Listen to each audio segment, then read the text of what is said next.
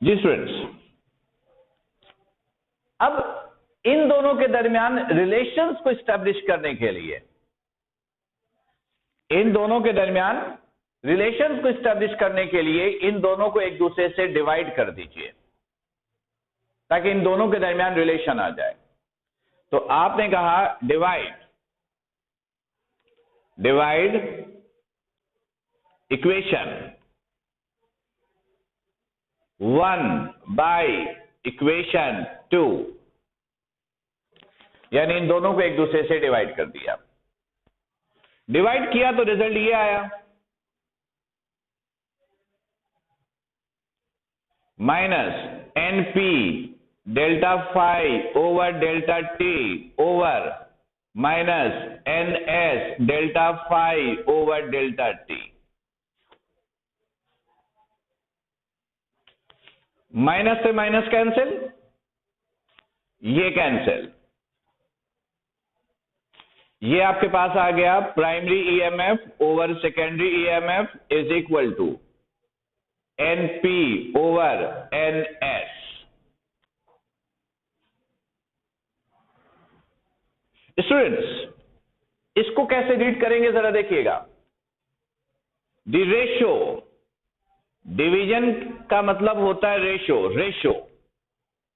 The ratio between primary number of turns and secondary number of turns. The ratio between primary number of turns and secondary number of turns is called transformations ratio.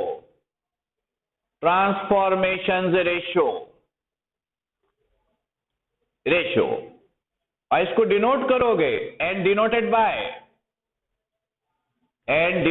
by A से इसे denote करेंगे।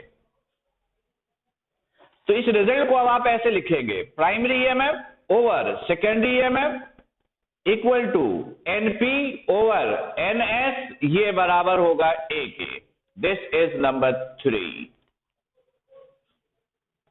Students, अब याद रखिएगा, ये जो A है, transformation ratio जिसको आप कह रहे हो, इसकी 3 वैल्यू पॉसिबल है।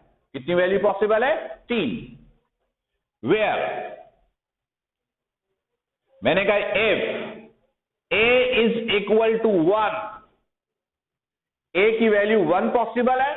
Number 2, if A greater than 1, और तीसरी value A less than 1, A की ये 3 वैल्यू पॉसिबल है। तो स्टूडेंट याद रखिएगा, A की अगर 3 वैल्यू पॉसिबल है तो ट्रांसफॉर्मर की टाइप्स भी 3 है।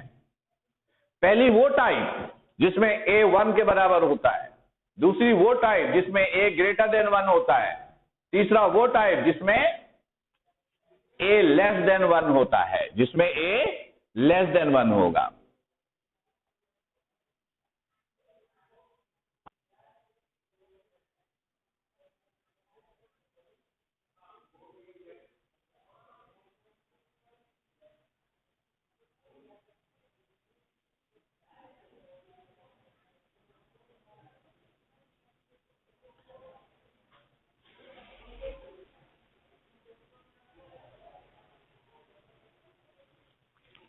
ठीक, पहली टाइप वो जिसमें A इक्वल टू 1, दूसरी टाइप वो जिसमें A ग्रेटर देन 1, तीसरी वो टाइप जिसमें A लेस देन 1 होता है। तो स्टूडेंट्स, A इक्वल टू 1 कब होगा? देखिएगा जरा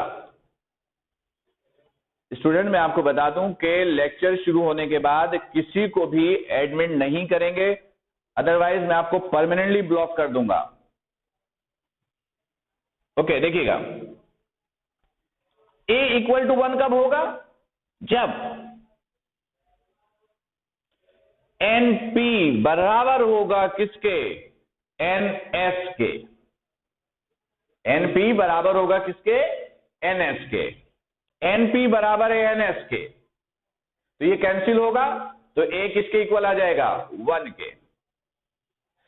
जब NP NS के बराबर होता है, A 1 होता है, तो ऐसे ट्रांसफॉर्मर को कहते हैं then transformer is called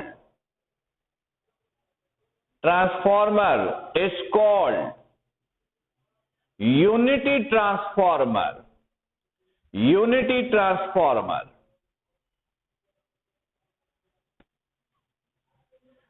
transformer एक ऐसे ट्रांसफॉर्मर को कहते हैं जो इक्वल अमाउंट में पोटेंशियल को ट्रांसफर करेगा। जितना इनपुट दोगे प्रोसेस के बाद इतना ही आउटपुट मिलेगा। तो एक क्वेश्चन अराइज होता है, तो फिर ट्रांसफॉर्मर यूज करने का फायदा,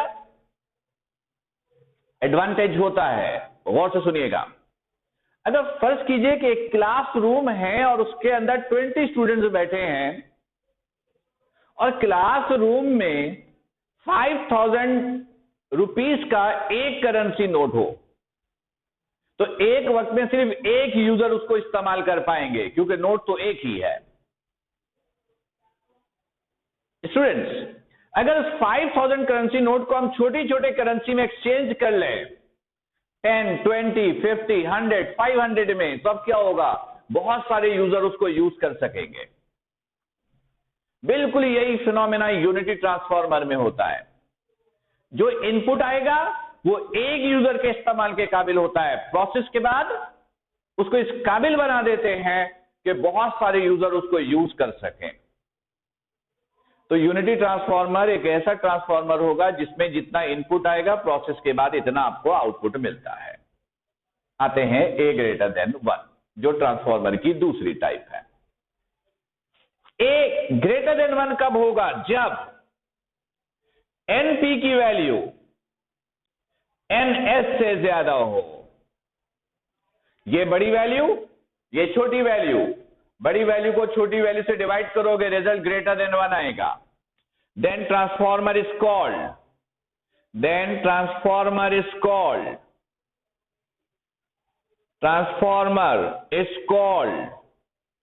स्टेप डाउन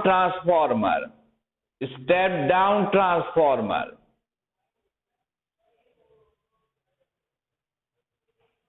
ये एक ऐसा ट्रांसफॉर्मर होता है जो बड़ी अमाउंट को छोटी अमाउंट में कन्वर्ट करने के लिए यूज करते हैं। बड़ी अमाउंट को छोटी अमाउंट में डाउन करने के लिए, 1000 वोल्ट का वोल्टेज है, 300 में कन्वर्ट करना है, इस तरह के ऑब्जेक्ट के लिए step down transformer. A less than 1 कब होगा? जब NP लेस होगा NS से। S की वैल्यू ग्रेटर है NP से, तो छोटी वैल्यू को जब बड़ी वैल्यू से डिवाइड करोगे, रिजल्ट किस में आएगा? पॉइंट्स में, less than 1। Then transformer is called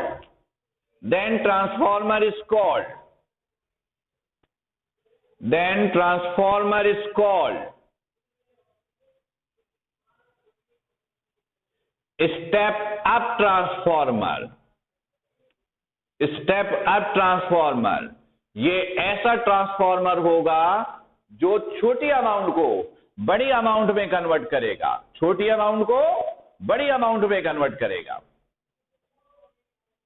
unity transformer equal amount में, स्टेप डाउन बड़े को छोटे में, स्टेप अप छोटे को बड़े में। ये 3 तरह के ट्रांसफॉर्मर होते हैं। स्टूडेंट्स, यूनिटी ट्रांसफॉर्मर है, स्टेप अप है या स्टेप डाउन है। जब कन्वर्जन होगी तो लॉसेस भी होगा, लेकिन इस लेवल पर हम लोग लॉसेस को स्टडी नहीं करते हैं। हम अज्यूम करेंगे कन्वर्जन के दौरान कोई लॉसेस नहीं है। तो गौर से सुनिएगा, अगर कन्वर्जन के दौरान कोई लॉसेस नहीं है तो ऐसे ट्रांसफॉर्मर को कहते हैं आइडियल ट्रांसफॉर्मर। इधर देखिएगा, एन आइडियल ट्रांसफॉर्मर, याद रखिएगा, इनपुट पावर इक्वल होगा आउटपुट पावर के। इनपुट पावर किसके बराबर होगा? आउटपुट पावर के।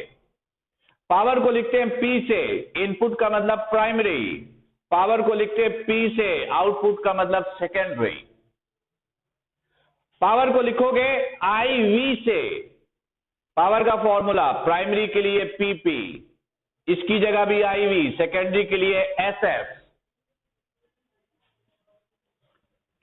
VP, VS मल्टीप्लाई इधर आकर डिवाइड, IP मल्टीप्लाई इधर आकर डिवाइड। इस वैल्यू को इक्वेशन नंबर 3 में पुट कीजिए, इस वैल्यू को इक्वेशन नंबर 3 में पुट कीजिए। देखिए क्या होगा, put in equation 3, put in equation 3, then primary EMF over secondary EMF equal to NP over NS, इसको मैंने एज इट इज कॉपी किया। और से देखिएगा, EMF वोल्टेज का नाम है, EMF वोल्टेज को बोलते हैं। तो प्राइमरी EMF की जगह आप क्या लिख सकते हो, प्राइमरी EMF की जगह आप प्राइमरी वोल्टेज भी लिख सकते हो, और सेकेंडरी EMF की जगह आप सेकेंडरी वोल्टेज भी लिख सकते हो। VP ओवर VS किसके बराबर है, IS ओवर IP। तो VP ओवर VS के बराबर में आप क्या लिख सकते हो, IS over IP।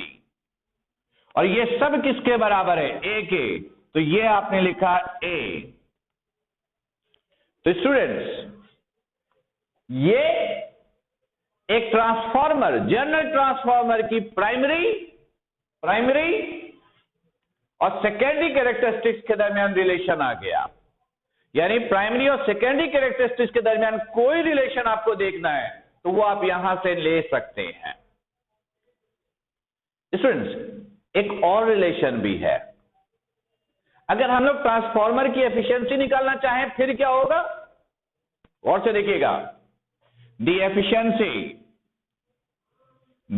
Efficiency of our transformer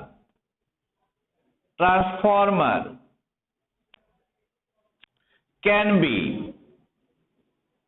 determined by using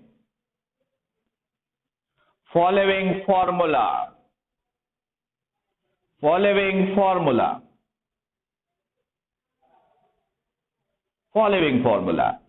efficiency होता है output